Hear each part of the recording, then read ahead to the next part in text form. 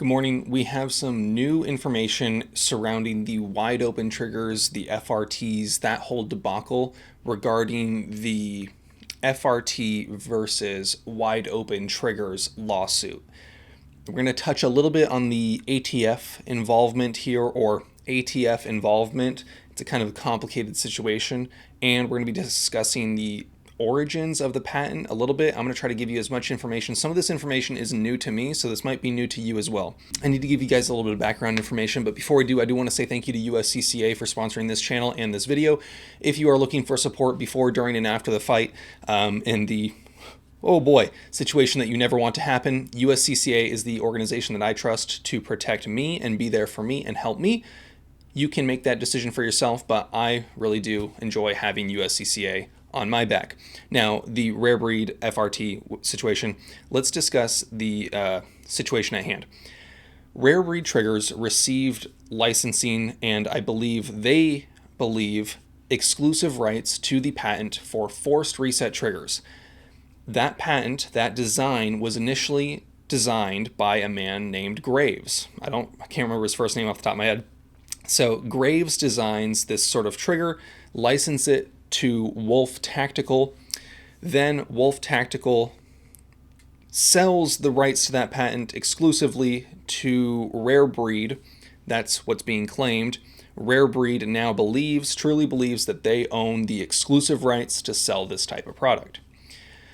It seems as if that Graves and some others are of the opinion that they don't have the rights to actually sell that to Rare Breed, which is why then many other companies, including Graves himself, started producing more of these forced reset triggers.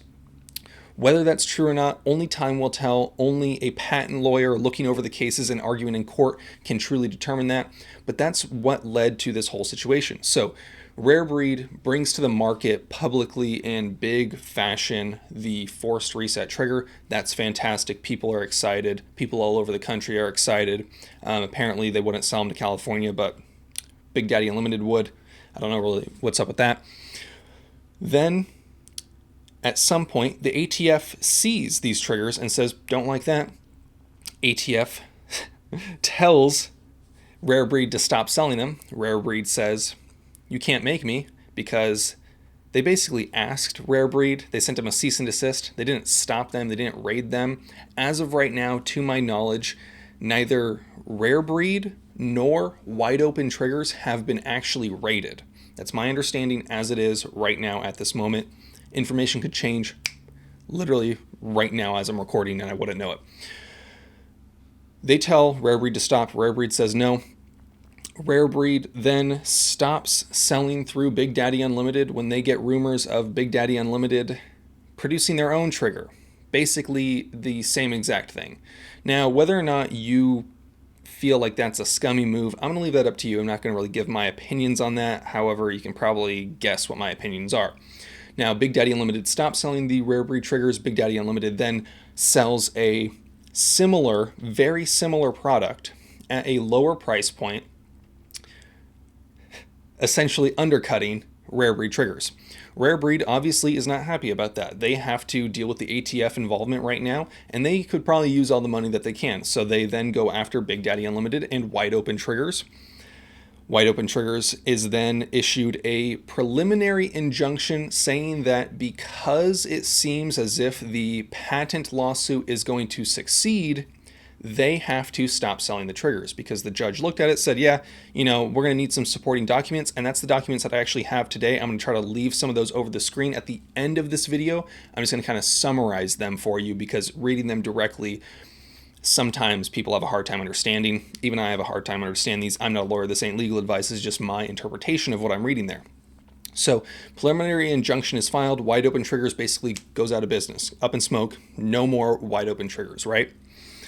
Because the judge said this looks like a blatant patent infringement case.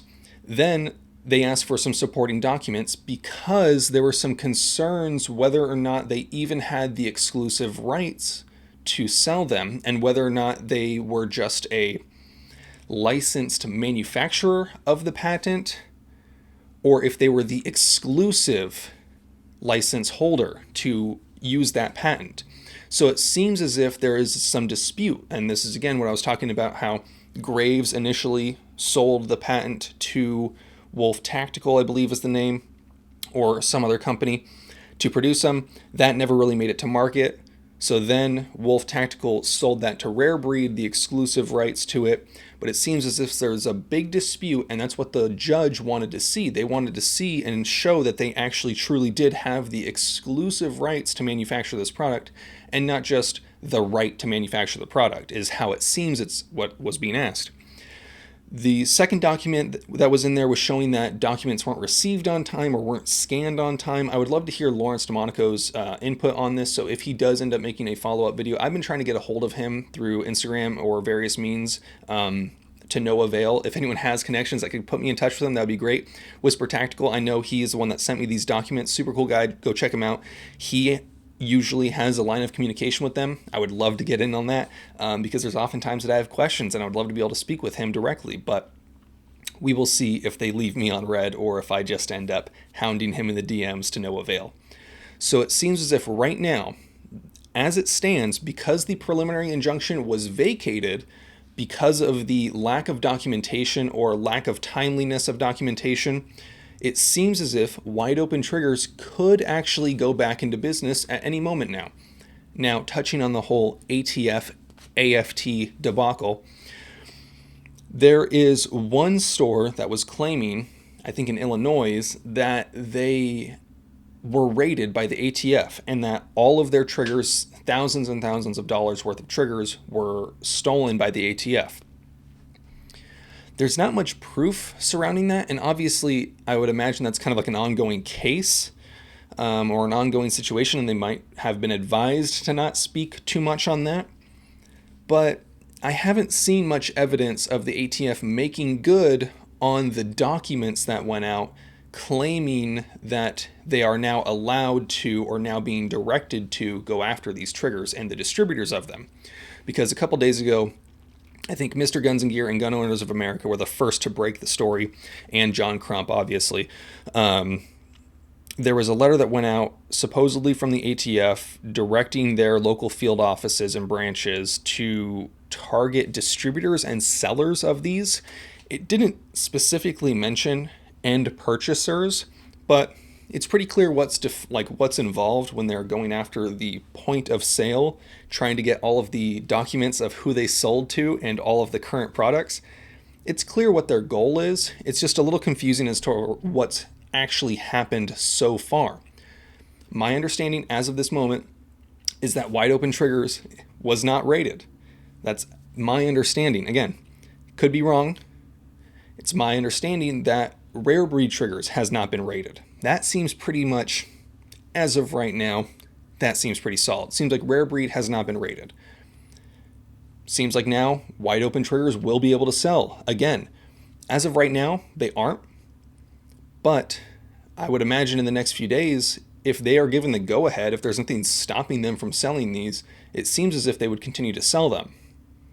I would love to hear what you guys think down below. At the end of this video, I'm going to be showing the documents. I'll just show them up for a few seconds. You can pause on each document, and then as it continues on, you guys know the drill. Have fun, be safe, stay dangerous. Peace.